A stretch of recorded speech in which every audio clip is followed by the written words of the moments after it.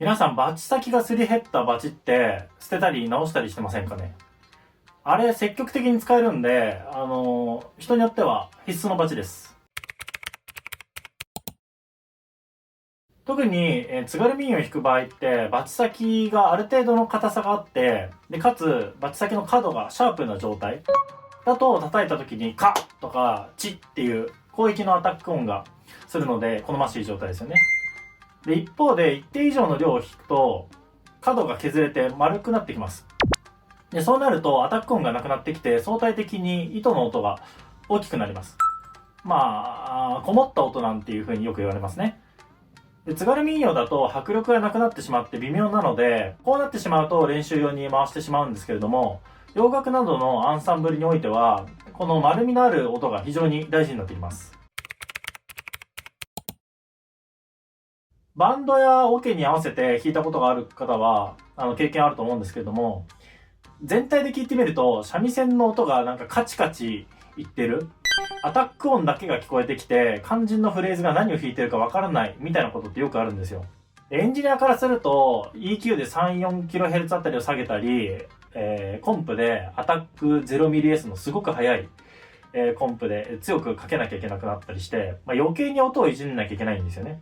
しかし先ほどの摩耗したバチであれば、これが軽減されるんで、三味線のフレーズがよく聞こえるようになるんですよね。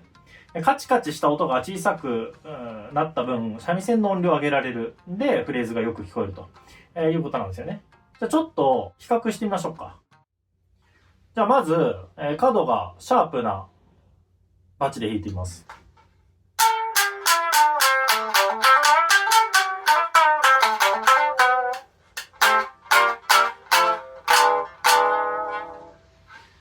伝わりますかね？こうなんかビチビチってなんかこう、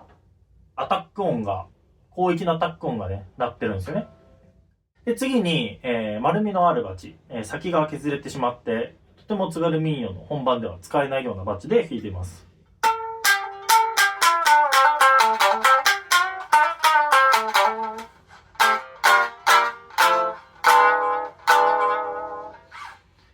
はい、という感じで、ビチッ、ビチッとかカチッとか、そういった広域のアタック音っていうのがなくなって丸みのある音になりました。